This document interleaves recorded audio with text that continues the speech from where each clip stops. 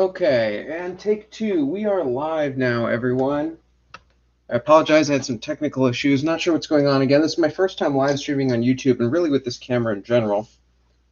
Not the best camera in the world. It's actually a $10 camera from Amazon. That was on sale. But it does the trick for what I need for tonight. So if you have any questions, go ahead and just type them in the chat. Our goal for tonight is we are going to be painting one of the new Warlord Games epic scale, that's a 13.5 millimeter scale to the eye line, figures, or rather it's not a figure, it's a whole strip of figures, and our end result is going to look something like this. So that is going to be our end goal. We're going to be painting them in Confederate colors, mostly gray, a little bit of light brown, butternut, whatever you want to call it, and then just a mix of some random light blue and dark blue bits that were maybe pilfered from the Union. So that's our goal. Hello, Mike. Thanks for joining us. See if there's a way. I have my computer facing away from me for Wi-Fi reasons. Is there a way I can get sort of noise with it? Not sure if I will, but we'll do our best. I'll just have to turn and check it every once in a while. So for this is actually part of also an experiment. What I've done is I've gone ahead and I've primed 3 of these strips. Now there are 3 different kinds of strips in the Warlord kit. These are the strips that I call hand, because the guy over here on the left has got his hand sticking out. The other kind of strip is a guy's hand is kind of tucked back behind him. He's got a canteen, so I call that the canteen strip. And then the third kind of strip is a command strip that has an officer and a drummer and 2 standard bearers. So this is going to be one of the 3 different kinds of strips. And in general, I think there's 5 of these strips, 4 of the canteen strips, and 1 of the command strips per sprue. And so what I've done is I've actually taken 3 of these. This is the original one I painted up the other week, and I primed this in a black with a zenithal white highlight, and then painted this up just as a test. And what I wanted to do is I wanted to test how would this look if I painted the exact same color scheme, but with 3 different prime colors: black, this gray right here, and then a white prime. So as you can see, this is a primed. The bare, honestly, the bare plastic color is pretty much exactly the same color as the prime. So it's almost hard to tell that it's been primed, but I do promise it has been primed. And I'm going to start with the Confederates. I'm going to be using 10 paints here, but really, you could probably do this with less. For example, for the primary uniform color, we're going to start now. I'm going to use a combination of Army Painter Ash Gray, just kind of like a medium gray, and then a little bit of Vallejo green gray to just give it a bit of a slightly off gray tint, and also to lighten it up a little bit. If I didn't feel like mixing my colors together, I could have just gone with Army Painter Stone Gray, and so I wouldn't have really had to mix anything. But I feel like just mix it up just a little bit. And I've actually already prepped some figures before, so we don't have to wait for these all to dry. So for an example, this is what it's going to look like when it comes out. But I'm going to get these going. I actually put little agitators in these. It really helps, especially with the Army Painter. I find the Army Painter tends to separate pretty easily. The Vallejo also can be very thick, so the agitator can help. And then for this, I'm just going to take a big chunky brush, because you're painting 10 figures at once, so you can just kind of go like right over them, up and down, and really get into the crevices.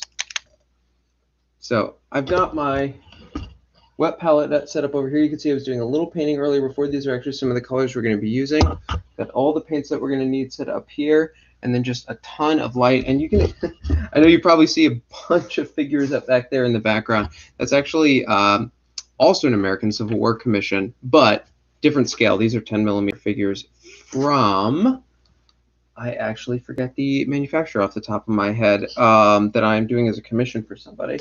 So I've got a lot of ACW on the mind recently. All right, so I'm mixing these grays up in a roughly 2 parts ash gray, to 1 part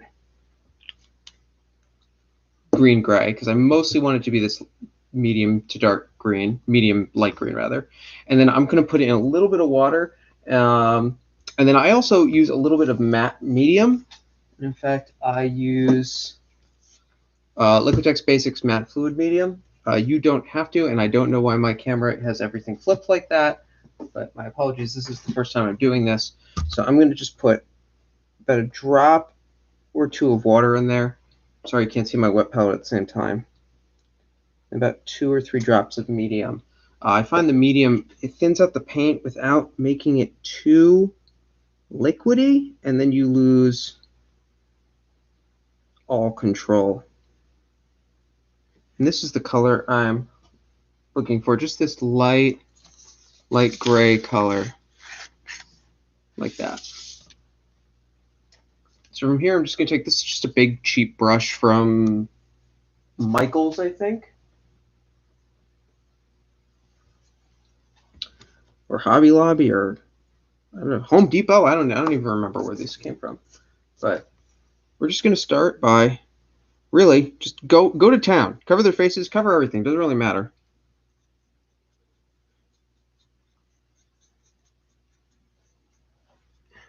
And just really cover everything you want. Yeah, Ian, I saw some people have been cutting down the hats on the Union to get cappies. I know Union did wear slouch. I'm not an American Civil War super history buff. I'm really starting in the American Civil War. I was thinking about doing this American Civil War. Greg Wagman from Little Wars TV, his Altar of Freedom rules, which I played once on Tabletop Simulator, and I really, really enjoyed them. So I'm actually thinking about using these instead of for black powder, which of course I could use them for black powder, but for Altar of Freedom, because the bases that this come with are 60 by 20s, and Altar of Freedom by default, I mean, you could play it with any rectangular bases, but it's designed for 60 by 30. So 60 by 20, 60 by 30 is really not that big of a change. Back to the hats. Yes, you could cut down these hats. I think for Confederates, they're great. And I'm actually planning on splitting when I order the box. I haven't ordered the box yet, although I'm planning on ordering it. When I order the box, I'm planning on ordering it with a friend of mine who's actually not a wargamer. I'm a history teacher, and she is a colleague of mine and a fellow history teacher who's interested in wargaming, specifically historical wargaming. And she's not a painter, she's not a wargamer, but for the price on these figures, where I'm going to order them from, it would be about $35 or $40 each, so like total of $80 after shipping, which is less than Warlord. It's from NWS, if you're aware of it. And that's what I'm going to look for. I'm going to split it with her. She's going to go for the Union. I doubt, because she's a new wargamer, she's going to cut them down. It would be a lot of work. You certainly could.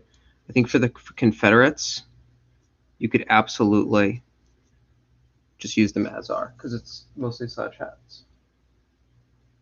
Oh yeah, Mike, what scale are you doing your Altar of Freedom in? 6mm or an alternative?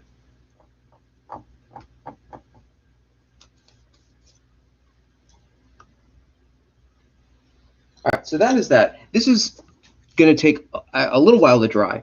And one of the things is, if any of you have ever watched Duncan, formerly of Warhammer TV, of Games Workshop, preaching the Church of Two Thin Coats, you could totally go 2 thin coats. I have found, because I mix some Vallejo in here, Army Painter tends to be a pretty thin, and 2 thin coats is required, whereas Vallejo is more pigment rich, and so sometimes you can get away with 1 coat. I also find that when I do historical, I sometimes like to not do 2 coats if I can get away with it, because then it looks a little patchier, like old worn out uniforms, and I kind of like that look. If you wanted to skip a lot of this first step, I'm just blowing, there's some paint between the legs, so usually I just like to blow that out so it doesn't dry. You could just prime it. If you could find a light gray that you like, you could just prime it light gray and call it a day. Now, it's going to be hard to touch that up, so you might want to have a paint like, this is pretty close to Stone Golem. It's got a little bit of green in it. but because I mixed in that gray-green. But you're going to want to clean this up because it's going to have to get cleaned up. You're going to get stuff on it. In fact, I see there are bits of the original dark gray primer showing through, so I'm going to go in. They like to hide down here in between the legs. That is one of the downsides to these figures, is it is hard to kind of see what's going on in between them, which can be a downside because you miss things. It could be an upside because if you make a mistake between the legs, it's very unlikely anyone's going to notice. Right? And these are, well, not 15, these are 13.5 millimeters, so you can afford to make some mistakes. One second, I check the chat.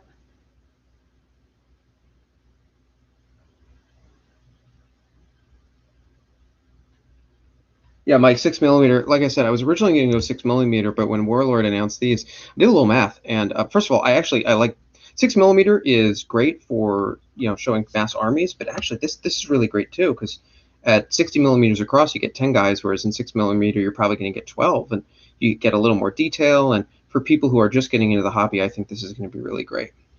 Whether it's for Black Powder or Altar of Freedom, I've never actually played Black Powder. Yeah, Ian, I am. Okay, so I technically am a history teacher. I have taught history, although I primarily teach economics, actually, not history. So my history is a little rusty. And to be perfectly honest, I have never taught early American history. So I am in no way a expert on the American Civil War or anything pre-1900. I've taught a lot of later American history, so pretty much anything, progressive era, 1900s on. I have a lot more knowledge on compared to American Civil War. I'm actually, so there's a lot of unknowns there for me, but it's something I'm trying to explore. So rather than wait for this to dry, I painted one before. So we're going to swap this out. We're going to let this dry. And you can see I did a little work on this one before because I screwed up and I was supposed to leave this bare. But the only two steps that I've done in here is I've gone in and I've painted just one of the things I like about the Confederacy is they can look ragtag. Remember, this is going to be our end result. This is what we're looking for. This is what I painted last week. And in my experiment, I'm literally going to do them one for one. I want them to be exactly the same so I can just compare and be like, which of these do I like more? Do I like the black with the white zenithal? Do I like the black prime, the gray prime? Or this one is the white prime. Now, once you get all the paints on, it's going to be a little hard to tell. And in fact, at the end of the day, it might not even be noticeable. But it's a little experiment that I did want to try. So from here, what we're going to do is we've done the uniforms. They have, through the magic of editing, dried. So we're done with our two gray paints, mostly for now. Then now I'm going to come in, or you're going to come in, and you are going to do the skin. And so what I'm using here is I'm using Army Painter's Barbarian Flesh. It's a really good medium Caucasian skin tone. You could use your skin tone of choice. And if it looks a little light here, it is going to get significantly darkened down in a later step when we put a wash on it. Now, I did miss a guy here when I realized, whoops, I shouldn't have done that. So I'm just going to go in there, try to avoid his collar, try to avoid his hat, try to avoid covering everything with my hand. And we are going to have to do some cleanup later. Now, I'm also going to leave the hands because I'm going to have to paint around the hands later to get at the stocks of the muskets and at the belts and at the bedrolls and the cross belts. And so the hands I'm actually going to come in and do later. I'm going to work from the inside out. I'm going to do all the stuff that's in the depths of the figure first, like the uniform, the cross belts, the bedrolls, the metal buckles, the musket, and then everything that's on the outside, like the hand is on the outside of the musket, the hand is molding the musket. I'm going to do that later. Yeah, will zenithal matter at the scale? I'm not sure. That's why I am doing this experiment to see which of these four priming methods I like most. Black with white zenithal, black, gray, or white. I'm not sure if it's going to matter at all. It might not. We're just going to see. All right, from here, what we're going to do is I do want to have my Confederates look a bit ragtag. So I'm using Army Painter Deep Blue. This is the color I use on my Union figures for their jackets and their kepi. And actually, by the way, I skipped for the pants. I use Army Painter Crystal Blue, which is what I use on my Union for their pants. So I'm going to go in and I'm going to use deep blue, and I'm just going to hit this one guy in his kepi, especially because the Confederates tend to be very muted in their colors. Just a touch of these very bright blues can really be an interesting pop. And so it's not all just grays and browns. And you get something a little interesting. But it's not all blue like the Union. Union ends up looking all blue, which can also be a little boring on its own, whereas the Confederates, you can get kind of a mix of everything you want. And now to really jazz things up, we're going to go in with what I think is my favorite color in the history of colors, Army Painter Monster Brown. It is possible I've used this color on 90% of all figures I've ever painted. It is just an amazing light brown color that you can use for anything. I just love this color so much. I've actually haven't even finished going through my first bottle of it because I don't use that much of it, but it pops up everywhere. So I'm going to use this as butternut, whatever butternut is, because there's, butternut is really any kind of brown, dark, tan color you want it to be. So I'm going to use Monster Brown. If you want to go crazy, you could use Monster Brown and then maybe another dark tan or light brown color so that you have even more variation. At this scale, I don't think it's necessary.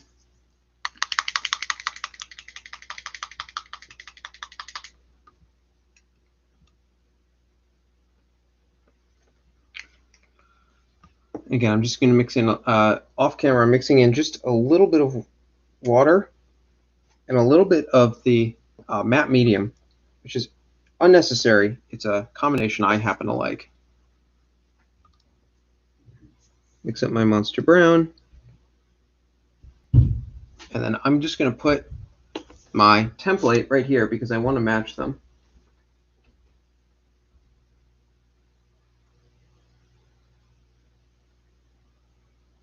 Ian, for printable Civil War, yes, there's right, this guy on the end is all butternut.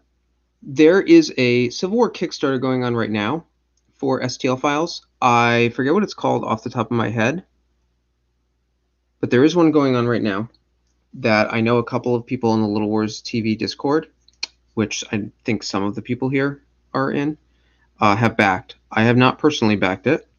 I've thought about it. There are also some ACW STLs on Thingiverse for free by the guy who does all the free Napoleonics, a Serling or something like that. They are. I've seen him print them at 28 millimeter, and they are not great looking for 28 millimeter.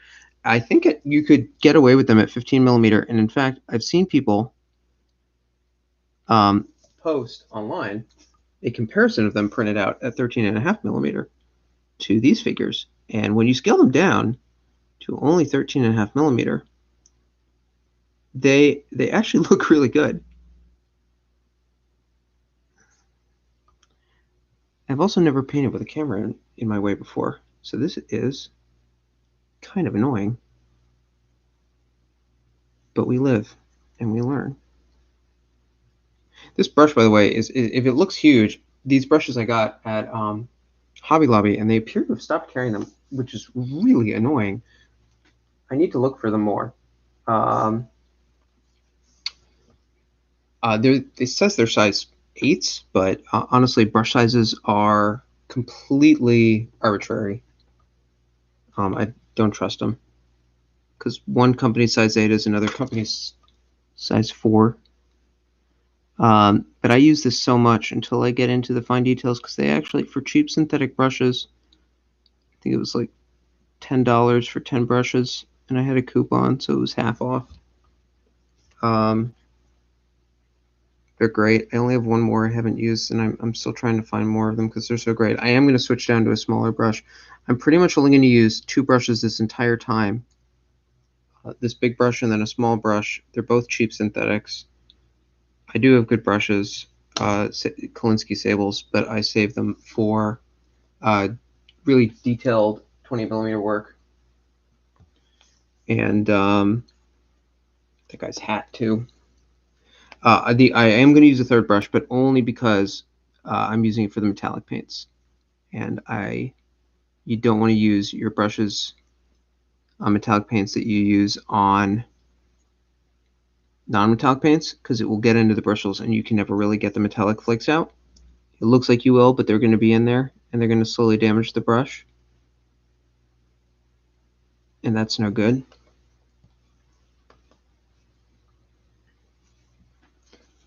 Who's next? All right, these two chaps in the middle. This one guy with the bedroll. He's getting butternut. I'm not really worrying about hitting the gray. I know I'm going to have to go back and clean up the grays later. It's just impossible. They're too small. Even if I had a smaller brush, it would take way more time, and I'd still end up hitting the gray. It's faster to do it this way.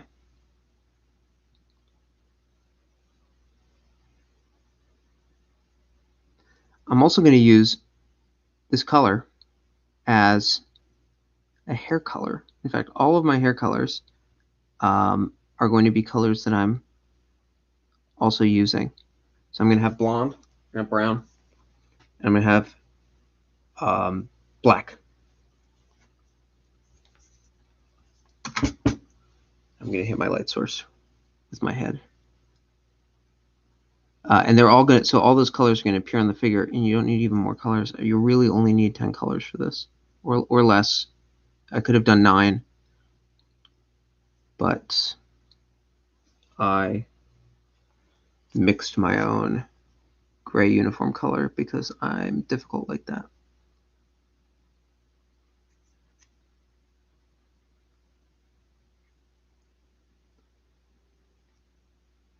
I actually, speaking of 3D printing ACW, I was going to, I got a 3D printer for Christmas, a resin 3D printer, and I was going to give it a test tomorrow. I have Martin Luther King Day off. And so I was going to do a test with it tomorrow. And third guy's jacket. Ooh. Did I screw this up? Nope. Both those guys have brown pants. Okay. Again, normally I wouldn't care about getting these all matchy-matchy. In fact, I'd want them to be random, but for my experiment, my priming experiment, I want them to be identical. Normally I would just go randomly. Yeah, you get brown pants, and you get brown pants, and you get brown shirt, you get brown hat. Everybody gets brown pants. Because I want it to look random in ragtag.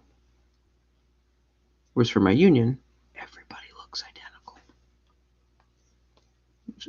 It's faster, but that's not as fun.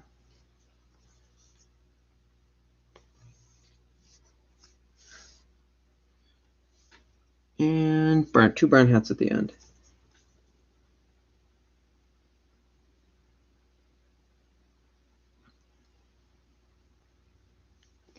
Flip it around, do the back.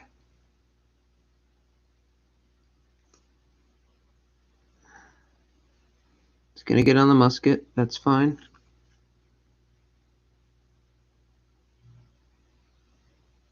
Question to the ACW buffs out there.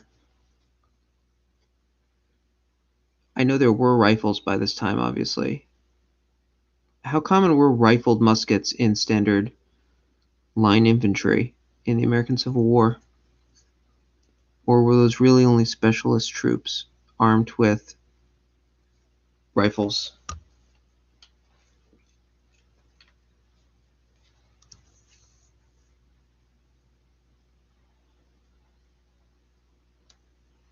I've actually been listening to the Sharp series recently, so I've got rifled muskets on the brain.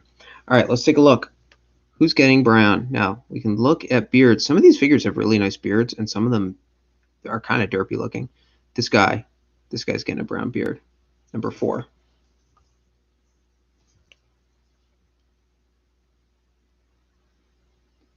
Hard to tell what is and isn't supposed to be a beard, but at this scale and when they're all ranked up together, it's hardly going to matter. And hair. All right. Number 1, number 4. Remember, whatever guy is. All right, 3 guys.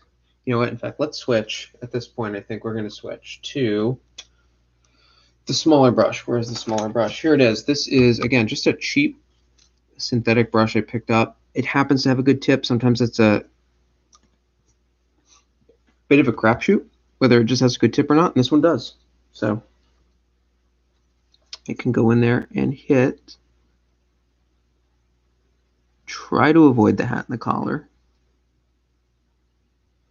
but I can clean it up if I have to.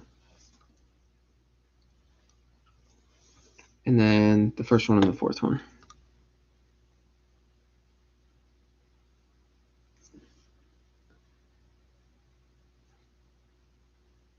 Seriously? That guy's all in brown with brown hair? Yep, guess he is. I mean, you get a brown hair and a brown uniform. It's not illegal. All right, that's that. Okay. What's next? All right, so we did the butternut. We did the blue. Cross belts. We also have to do the bedrolls, the muskets, the other hair. Let's do the cross belts next. This is probably another color I've used on every single model I've ever painted. Army Painter Necromancer Cloak. It's not black. It's almost black, but not quite. That way, when I put a shade on this, it will darken this down to black, and there's somewhere to go. Whereas if I use black, you can't get any blacker. So Necromancer Cloak, fantastic color. Actually, I have some on my palette right now, so I don't even need to put more on there. So Necromancer Cloak is going to be going on all their shoes, all their boots. All their boots are going to be black. Nobody gets brown leather, because this is faster.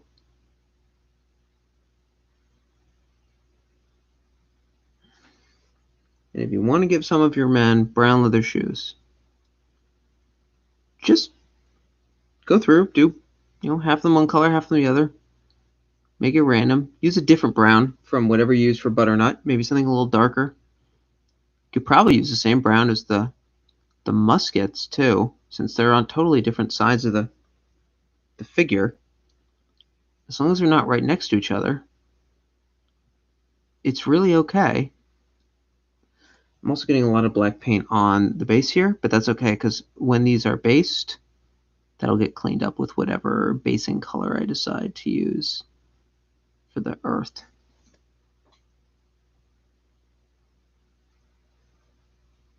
Raphael, thank you for that information about... I thought rifled muskets were significantly more common by the American Civil War, but I wasn't 100% sure, and I didn't want to make that claim.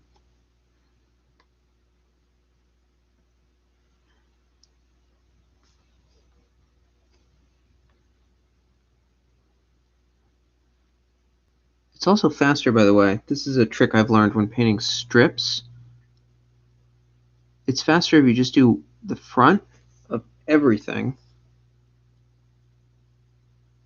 and then flip it over and do the back of everything, rather than doing the front of one figure at the back of one figure, at the front of one figure at the back of one figure. It just saves time. If you're just going down the line and saying, all right, black shoes, black shoes, black shoes, everyone gets black shoes.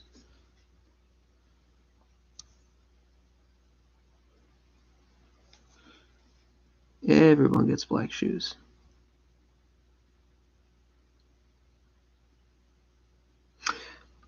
Yeah, so I was talking about 3D printing before. Once I get my 3D printer, I'm going to run some tests tomorrow when I'm off. I am going to see if I can take some of the free Thingiverse files by, again, Serling, I forget exactly what the creator's name is, and I'm going to try to mash them together, get some zwabs, which I know Warlord said they will have zwabs coming out. I trust them. I want to see if I can just take these ones from the internet. They're 28 millimeter, scale them down to 12 and a half, or sorry, 13 and a half. And just see if I can mash them together on the build plate on not Cura. Cura is what I use for FDM. Whatever the resin slicer is, I forget what it's called because I'm new to resin printing. And if I can't do that, I could do it in Microsoft 3D file editor. That's free with Windows 10. You can just load up a couple files, mash them all together, merge them, and save. So that wouldn't take all that much time. Okay, there we go. Just double check. I also noticed one of these guys got a little brown on his blue, so I can fix that. All right, now with this black, we're also, I think, Chitu box. Yes, thank you, Ian. It is Chitu box. While I have this black out, obviously I'm going to do the cross belts, but I'm also going to do the hair. So let me see. This is going to be my black hair. Let's see, the second guy, and then this guy in the middle, and then these two guys in brown. Okay, so that's easy. The second guy, let's get black hair. Again, normally I'm not going to care about this. Normally I'm just going to do random hair colors. Uh-oh. There should be another guy with a butternut squash uniform. Butternut squash. Butternut. Not butternut squash. He's got a uniform made out of spaghetti squash fibers. That would be amusing. Hey, we eat spaghetti squash. I'm sure you could dry it out and turn it some sort of fabric. That would be interesting. I miss this guy. This guy should have a butternut uniform. It's also, because their arms are molded into each other, it's just impossible to not get some brown onto the next guy's uniform. So with the Union, that's fine because their uniforms are all the same. So you can do the Union a lot faster. But for the Confederates, where I want their uniforms to be ragtag and different, I will have to go back and clean them up. So if you if you are someone who takes a long time to paint, or if you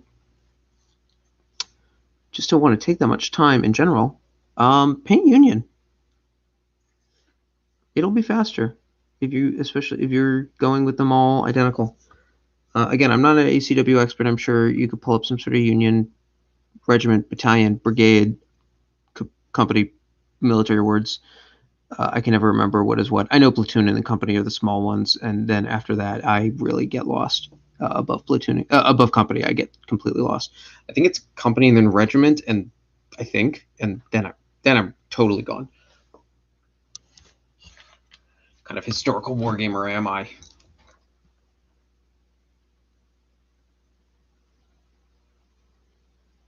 Yeah, Raphael, that is one thing that they talk about a lot in the sharp books, is how much longer it takes to load the rifled muskets.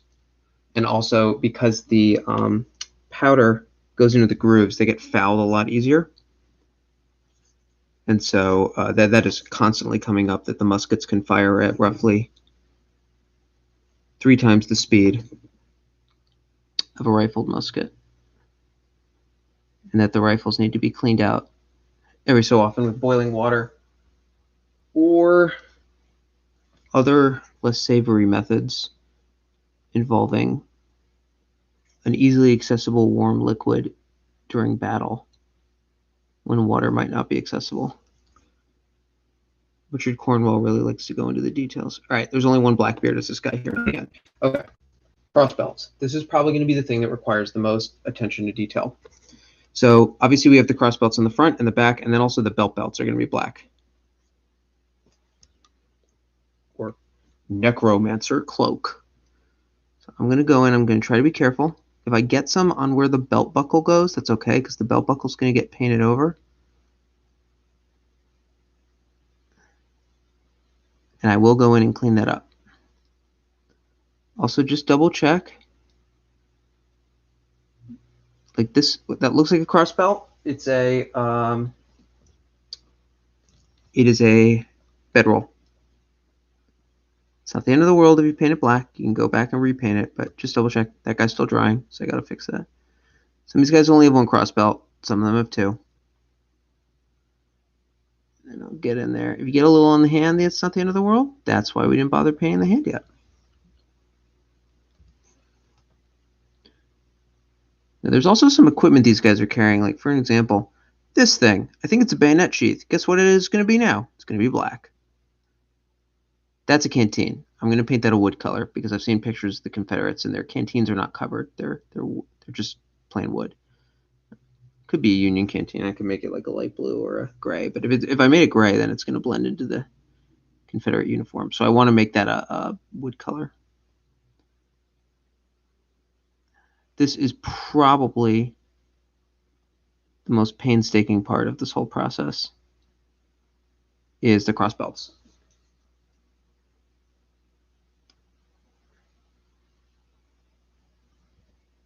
Everything else is actually pretty straightforward. But the cross belts, that's a thing. I don't know what that is, but it's sticking down there. It's a piece of equipment. It gets black. I'm keeping it simple. And there's more equipment. Oh no, I just got black on him. I gotta fix it anyway. It's all gonna go get fixed. That's a knife. Guess what? It's black. Are you a piece of equipment? I can't identify what you are, what color you should be. Black. Or necromancer cloak. I feel like necromancers can wear whatever cloak they want. If you have the power to raise the dead, you can wear whatever cloak you want. It does not need to be black. I'll wear a purple cloak. Who's going to complain? Literally raise the dead. Okay. Flipsies. Other side. Other side's easier because the back is just less obstructed.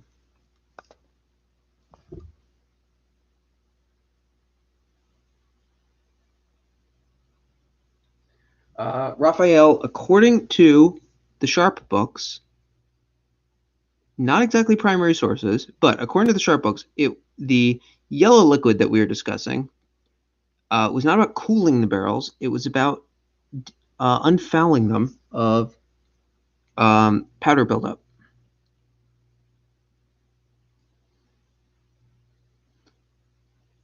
I don't think heat buildup was enough of an issue. I just don't think they could fire fast enough.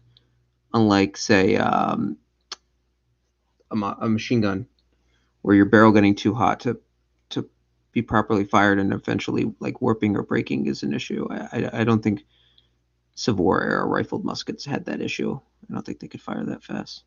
Here's the thing. What is it? No idea. Black. That is one of the things I don't like about these figures is they just have some equipment and it's so tiny and the molding on it is not the best in these little tiny details, which I'm not even sure if this $10 Amazon webcam is going to pick up. That sometimes I'm just not sure what that is. I did try to live stream with my phone earlier, but apparently YouTube locks mobile live streaming behind 1,000 subscribers.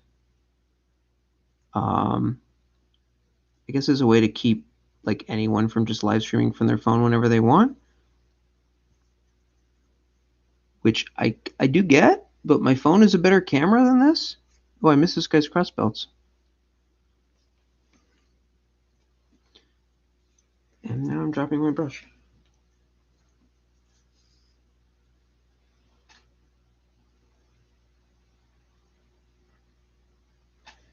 Ian, good point. You're right. Powder is probably better in ACW than the Napoleonic eras. Less fouling. Probably still fouled, but less. All right. Definitely have to clean that up. Let's wet my brush before this dries on the bristles and then it becomes an issue. All right. Back to the back. Again, this is the most tedious part of the process. Is the cross belts, and then the inevitable cleanup of the cross belts. Going back with the uniform color to clean up where you have gotten black on the uniform. match. I guess if you look at it and if it passed your personal test, then you don't have to do that. I am a stickler. I try to paint not display quality, but tabletop plus on 28mm figures. And so I'm really a stickler. If I'm going to sit down and I'm going to paint something, I want it to look good. And that's not to say that less effort is a bad thing. Paint to the best of your ability and at the speed you want. I paint every day because for me, painting, even more than wargaming, is the hobby. I enjoy the painting aspect of this. It's calming.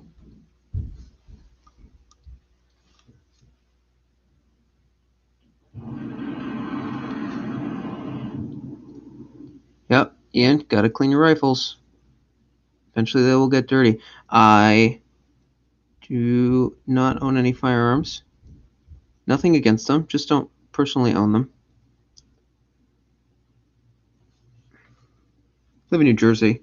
It is not impossible, but harder to get firearms in New Jersey. I've just never bothered.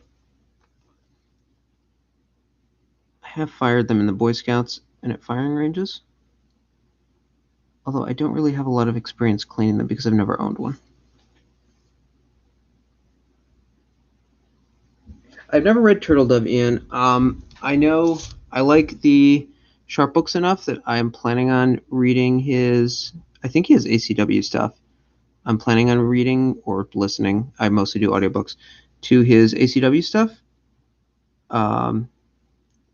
Which I guess it's historical fiction, not alt history, but yeah, I've heard about Turtle Dove. I might read it one day. I know he's a big name in alt history fiction.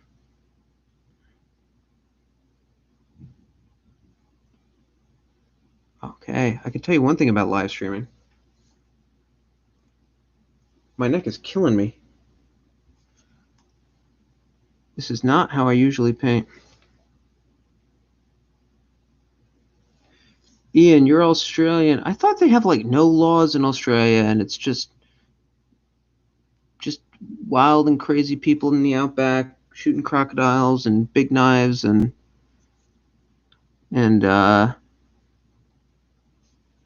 those brothers that are in all the movies. I jest. What are the Hemsworths? Couldn't think of them. The most Australian Norse god ever. I mean, it's a superhero movie. Who cares? I like Chris Hemsworth. Seems like a nice guy. Not that I've ever actually talked to him. All right, I'm just going to look for some bits and bobs that I missed hanging out between them. And if you miss it, it's not the end of the world. Little doodad. All right.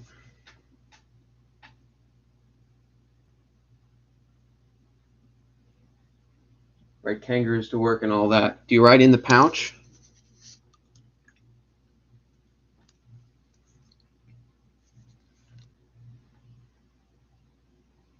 Rat. Yeah, I can imagine pissing in your... Oh, I don't know if I should say that. Can I say that on YouTube? I don't know. Will I get demonetized? I'm not monetized in the first place. Yeah, I'm sure pissing in your rifle barrel is not something you want to do except under extreme circumstances where it might be the difference between life and death. Okay, what is next? I'm pretty sure we are done with the Necromancer Cloak. Nope, missed one. Missed the guy who was drawing before. Which, of course, is the guy who has, like, full double cross belts.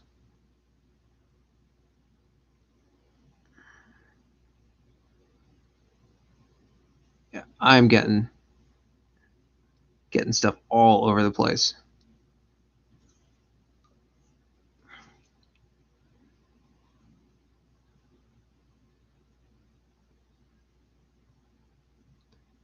And I'm going to really hurt my neck in the morning tomorrow. Or it is going to hurt in the morning tomorrow.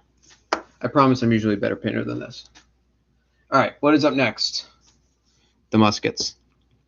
Now for time, I'm not going to do all of them, just so I can try to get this all done in maybe less than an hour and a half. Normally, I think if I was batch painting all these, I can get one of these done in a little over an hour.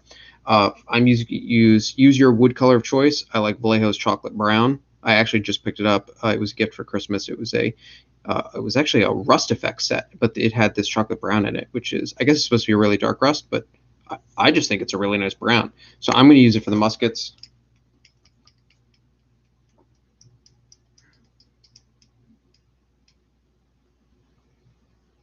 Thank you, Heather. I should be more popular here. I've been making YouTube videos since the fall, mostly about Blood and Valor, which is a Firelock game. If you ask Rat, he knows that I'm a complete shill for Firelock games. They do not pay me. I just love their games a lot. But I have started doing painting videos. And by starting doing painting videos, I mean my early painting videos were me narrating over slideshows of photos that I had taken while painting. This is my first actual live painting thing. But I appreciate that. Ian, that's really funny that you mentioned the Mexican-American War, because I'm painting Mexican-American War, or rather, I have painted Mexican-American War. These are some regular Mexican-American War Lancers and like militiamen. I picked these up at a flea market, at a gaming convention flea market back when they were gaming conventions, and I bought them for like 40 bucks for like a whole bunch of them, and I've been painting them up. And I actually got the U.S. side along with them, and I sent them to a friend of mine for Christmas. Do people interested in the Mexican American War? Not as many people as maybe there should be. It's a really important war in American history, in the expansion of American power over really the bulk of the bulk of what is modern United States was brought together in the Mexican American War. And it's really the cause of the war was just complete fabrication by the Polk administration. Again, even though I am in theory a history teacher, I've never actually taught that era of American history, so I want to say the Polk administration. I've been educating myself more about the Mexican American War in general. So with these muskets, you kind of just have to look around. Some of the muskets have the barrels pointing forward, and some of the muskets have the barrels actually pointing back. And you can tell because those muskets, you can see the trigger guard. You can see a little bit, if my finger wasn't in the way, right there. You can see the trigger guard, that guy too. You can also try to look for the barrel bands. So here's the barrel bands. And you can also kind of see for some of them which way the stock is pointing. The stock is going to be a little hard to get at, and the molding between the hand and the stock, like where does the stock end and the hand begin? Not the best in some places, but it's also usually hidden. And so it doesn't really matter.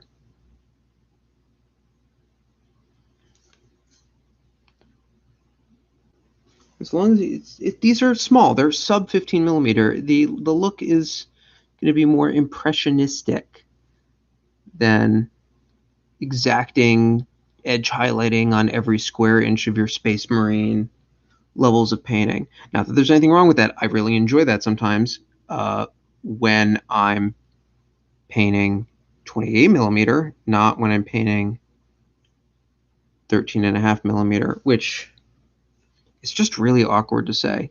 13.5 millimeter. I know that's not what Warlord calls it. Oh, this one's tough.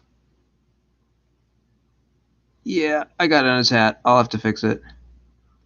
This particular musket is turned at like a weird angle, and so it's like the underside of the musket is in like both the front and the back.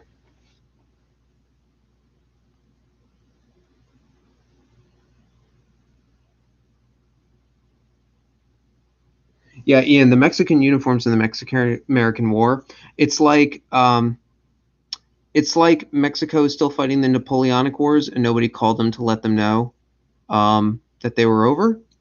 And so their uniforms are just like total ridiculous Napoleonic levels of color and ornamentation. The ones that I just showed you were the irregular, like Mexican militia, which were wearing lots of variations of tan and brown and etc. I have regular Mexican troops. They are not painted yet. So I would show them to you, but I do not have them. And those are actually going to be my first figures that I will ever paint that I would consider, they're technically not Napoleonic, but, you know, semi-Napoleonic in style.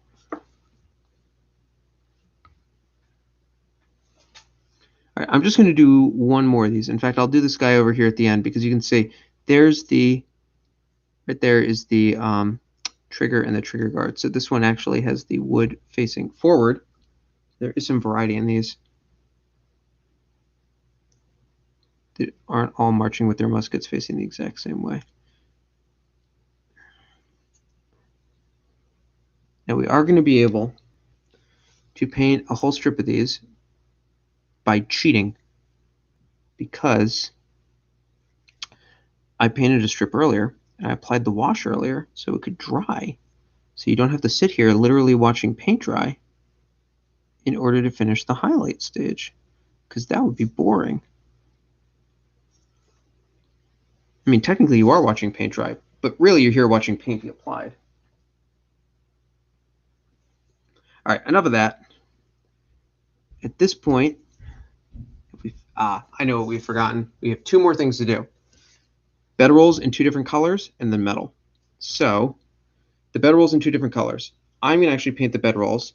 I took ash gray and green gray for the uniforms, but I want the bedrolls to look a little bit different. So for the bedrolls, I'm going to take ash gray. I'm going to mix in a little bit of that necromancer cloak that's on my palette so I can get like a medium dark gray for the bedrolls, just so they look different. Is it 100% historically accurate? I have no idea. I saw they were gray, so that I'm doing what I'm doing. I also saw a lot of the Union bedrolls were kind of like a canvasy color, so I'm going to use skeleton bone on one of their bedrolls to make it look like he took it from the Union, or he's just got a different color bedroll. Makes it more interesting looking. I already happen to have these on my palette. So here's my skeleton bone, and it is this guy kind of here in the middle. And then that skeleton bone is also a fantastic blonde color. So I'm going to use the skeleton bone for one of the bedrolls. You could do it for more of the bedrolls if you want. And then I'm going to use the skeleton bone for the blonde hair. And then I've got brown hair, I've got blonde hair, I've got black hair, and you could do more colors of hair, but I mean, that's most of the hair colors you're going to see on Caucasian soldiers in the Confederacy.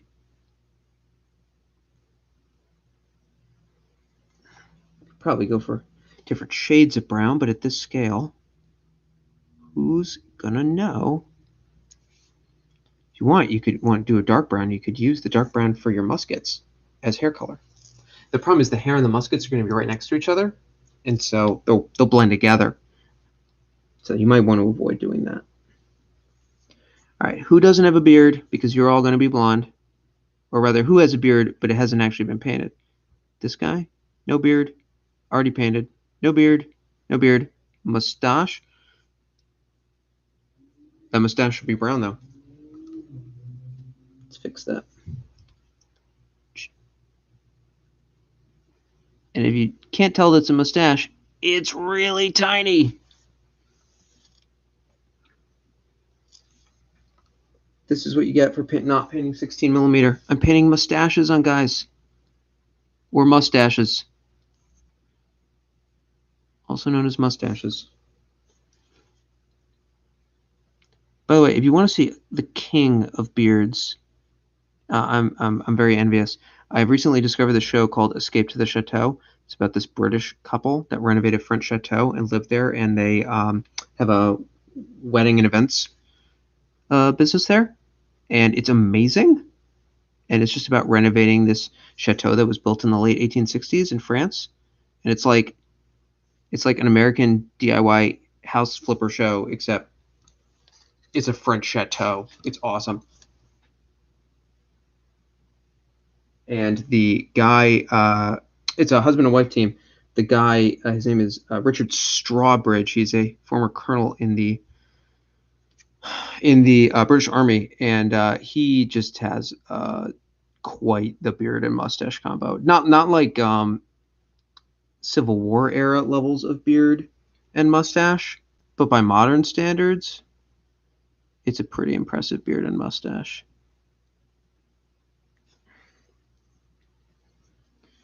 We are going way off topic.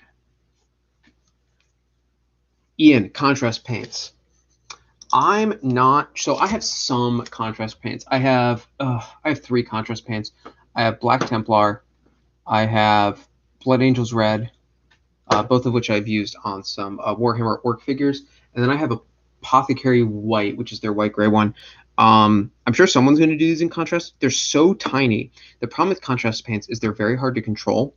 They go everywhere. They're very liquid, and so I'd be very worried that because these figures are molded together as one strip, I'm worried that the contrast paint would just go all over the place.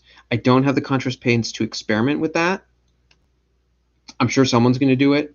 That's my hypothesis.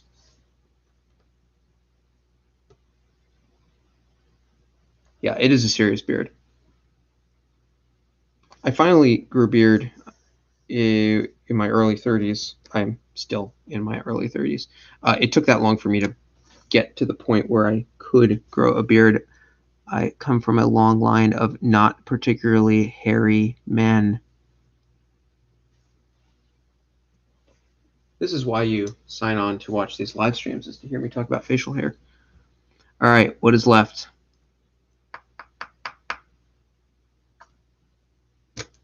Bedrolls. All right, so again, I'm going to take the ash gray and mix some of the Necromancer cloak. I already have these colors on my palette, so I don't even need to do that much mixing, just so I have some variation in the gray from the uniform and the bedroll. And it's subtle, but it's there. It's a little darker. And I don't need to get a third paint because I already have these 2 paints.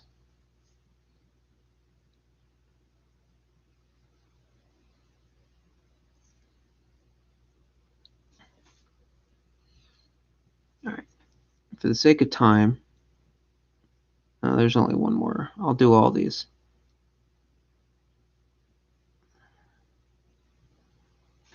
I will clean these up off camera for my own sanity. I don't know how people do this. Painting on camera is really hard.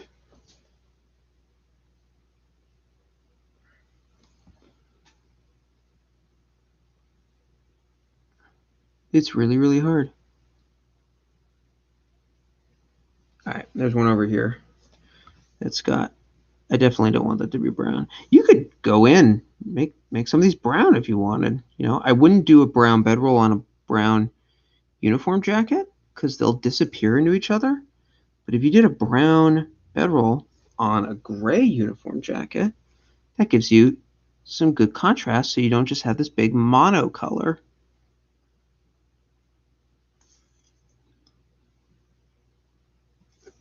All right, last couple steps. We're almost done. I'm going to take a different brush. Where is that brush? Where's my metallics brush? It's hiding. There it is. I put a little piece of tape around this, so I know this is my metallics brush. I can get metallics all over it, and I don't care. I even have separate metallics water. I'm going to do 2 things. Number 1, I'm going to take silver paint. I'm not going to use gunmetal because I want this to be bright. It's going to get dimmed down by the wash. This is where you got to be careful because metallic paint can be hard to cover.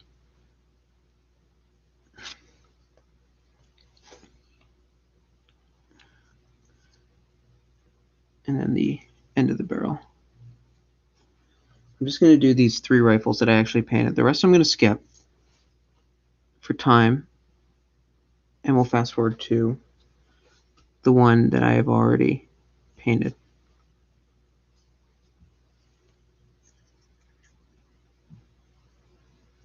This is the one at a weird angle. There you go. And then this one at the end, you can actually see the trigger guard. So just get a little metal there. And then the end of the barrel. I actually really think the gun sculpts, the rifle sculpts, they did a really good job at. They're simple, but you can see the detail where there's needs to be detail.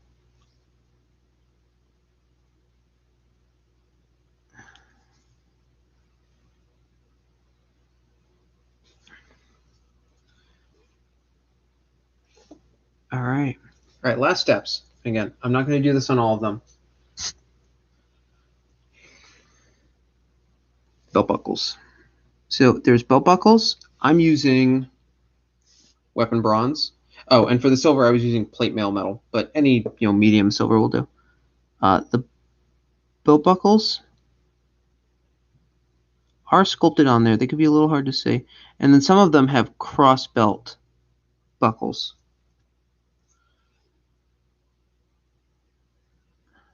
Rat, I know you're a Civil War reenactor, so I'm sure you're screaming at all of the inaccuracies of this.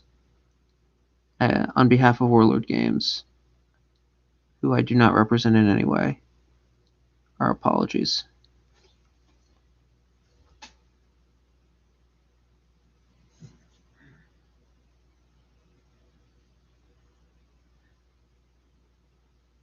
Yeah, Ian, I think those Blood and Valor videos are extremely niche. In fact, my most popular video ever was the Warlord Games Epic paint review that I did a week ago.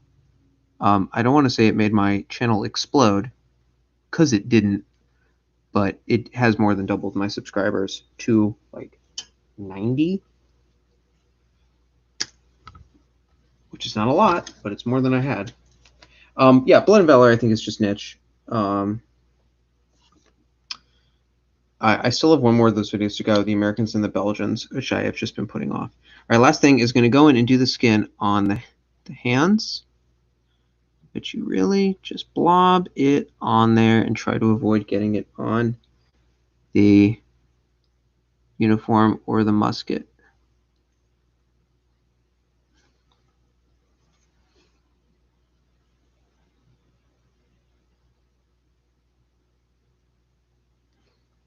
If you want to see someone who actually has experience painting on camera and recording it and editing it, Warlord Games on their official YouTube channel put out a video made by Pete the Wargamer, who's got a great channel, mostly 28mm.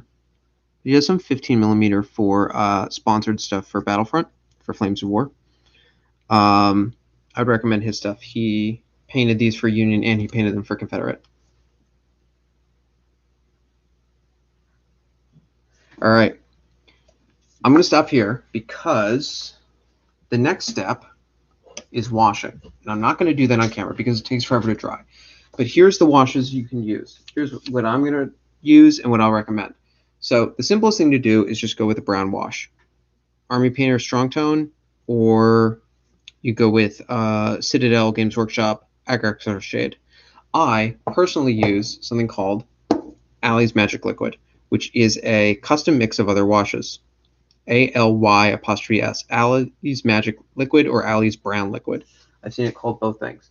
And this is a mix of 40% Strong Tone or Agrax Earth Shade,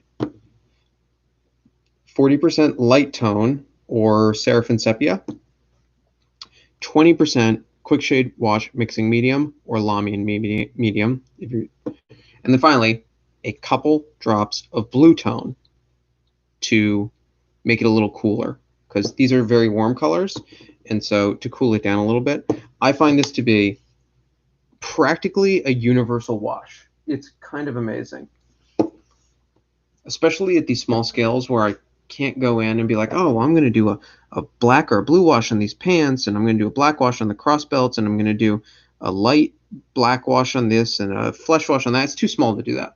So I would take this and just, if these were actually done, slop it all over them. And the end result is going to look, through the magic of magic, because I did this before, it's going to look like this. Man, this camera's terrible. I need a better camera.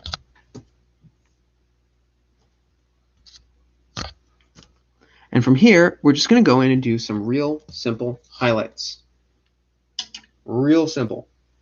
I'm just going to take the colors I already had. I'm going to take my bronze. I'm going to go into these belt buckles because these belt buckles really got dimmed down. I'm just going to dab a little bit of bronze back on the belt buckles to shine them up a little. Because washes can really dull metallics down. Oh no, that's bleeding a little bit. All right, emergency. Take some paper towel. Suck it up. We can fix that too with highlighting. All right, that fixed most of the problem. It's too much water on my brush, I think. That is a problem sometimes with metallic paints. They will just go places you don't want them to go. They really have a mind of their own. All right, so that should brighten that back up. I'm going to do the same thing with my silver. I'm just going to go in and I'm going to hit the tops of the barrels. I want this to look like light. These are dull metal barrels, which, by the way, you may have noticed I missed this barrel before. When I painted it, I realized, and then I put the wash on. It was too late. I had to let the wash dry. So I will have to go back and fix it. So I'm going to just hit the barrels, hit the trigger guard, and then maybe hit just a couple spots on the barrels. Looks like light is glinting off them.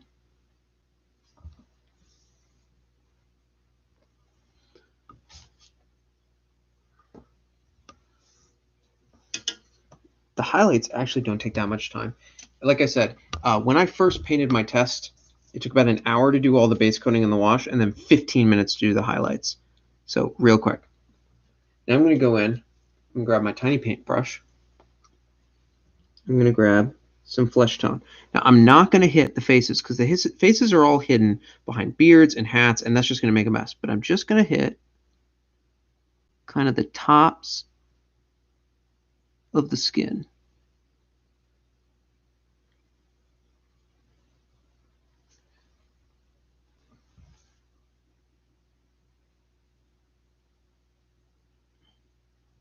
That's also another area where these Warlord figures let me down, is the hands. It's hard to show on camera, but there are indentations for like lines between the fingers, but they are very shallow and they don't really show that well. I think I'll hit this guy's nose because he doesn't have a beard. Yeah, the guys without beards, I might hit their noses. This guy looks like he's got 5 o'clock shadow. No, I've also done something weird to him. All right, what's up next? Uniforms. Gonna go in with my original uniform color, that light gray. I mixed Vallejo green gray and Army Painter ash gray. And I'm gonna hit the tops of the knees. It looks really bright, but when it dries, it will dull down.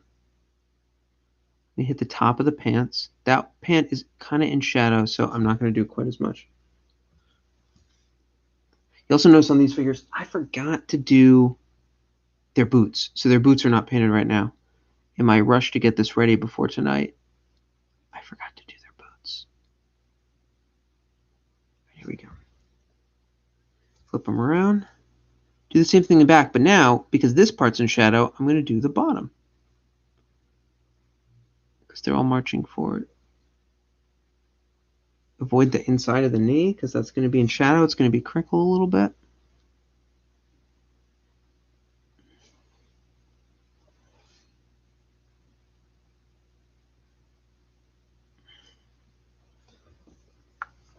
And then in the front of the uniforms, I don't want to go in there and try to highlight the inside of these figures. There's no way. So I'm just going to hit, if they have their sleeve out, I'm going to do a sleeve if it's showing. So like this guy's sleeve, and this one's sleeve, this one's sleeve, and his shoulder. And flip him around. And the back is where I can really get some highlighting in. Along that line. Along with the bottom of the jacket and the shoulders. And the arms. And again, the bottom of the jacket's a really good place to get some highlights in. So if you're looking at him from behind, you're checking out your soldiers' butts. See what nice highlights you have on their jackets. And this really takes no time at all. It takes them from 0 to hero. Except they're Confederates, so not hero. Definitely not. I'm not going further down that rabbit hole. Here, I'm a history teacher. Here's your history lesson for the day. The Civil War was very much about slavery. And that's all I'm saying. All right. Butternut. Forgot to do the hats. Already have butternut on my brush. We hit the top of the hat and just a swipe across the rim. And then I'm going to go back and I'm going to do the same with the gray hats. Top of the hat, lighter color. Front of the rim. I don't want to touch anything inside the rim. That's been nicely shaded. Give some definition between the different parts of the hat. You try to rub it. Again, you want it to go kind of parallel to the hat rim. This guy over here on the end. There we go.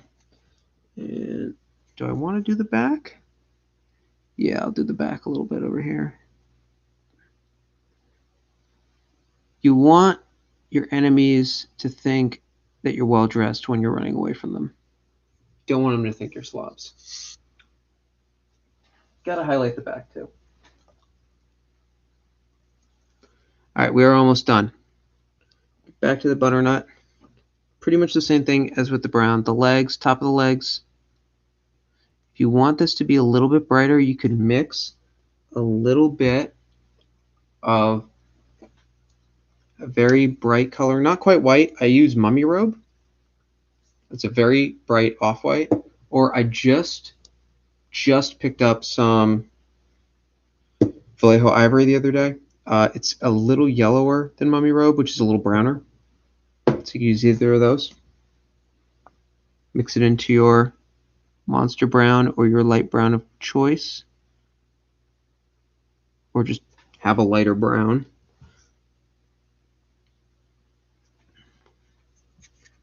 Flip it around.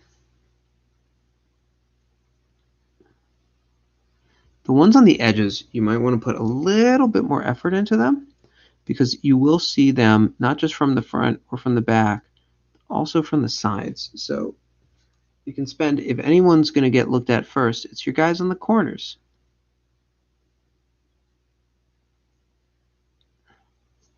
Or if you have a strip with an officer in it, give the officer a little love. Make sure he looks good. Standard bearer.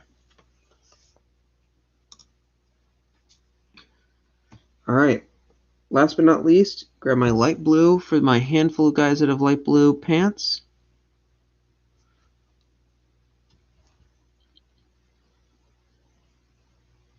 And we're almost done. And we will call it a night. And through cheating and getting this done before, we have painted an entire strip in about an hour and 15 minutes. But only because I cheated. And I forgot to do their legs. Is that everything? I'm not going to bother to highlight the black. I think it's good the way it is. And that's pretty much it. Not my finest piece of work, but from behind the camera, I'm okay with this.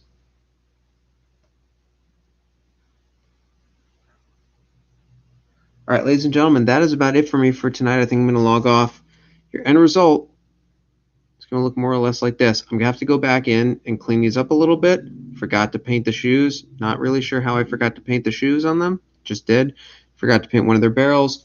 Have to go back and actually finish these guys. And then by now, the actual original one that I just hit with all that gray is dried. And so I'd start over on the whole process on here. Of course, what I'd probably do is, if I was doing all 4 of these at once, I'd just go gray, and then butternut, blue, black, dark brown, silver, etc., and just get them all done at once and keep it nice and clean like that. Ian, thanks for your praise. I appreciate it. I will get some, once I'm done painting these all up, I'll go in and I'll clean these up. I'm going to do a review of how it looks with the different primers, because as you can see, this is the black primer, this is the gray primer, that's the white primer. So I'm not sure how they're going to look when they're all done compared to each other, but I'll have those done up as a video, which will look better because I'm actually going to use my phone to film it rather than this webcam. Yeah, Ian, World War I printables are going to be hard to find, but I will recommend Wargames Atlantic. They have plastic Germans out right now, World War I Germans, and they are going to have a line of plastic French coming out within a couple of months. They're pretty much almost done. The mold, they're done designing them. The molds are being made, and so they're going to start selling those. So if you want to do British, or if you want to do French, that's probably going to be your cheapest. I think a box of 30 is about $30, and that'll get you set up for Blood and Valor with pretty much everything you need except machine guns or other specialty weapons. All right, everyone, thanks very much for tuning in. I hope you all have a good night, and I hope this helped in some way. If you have any more questions, you can always leave a comment, and I will talk to you soon. Good night, and have a happy Martin Luther King Day.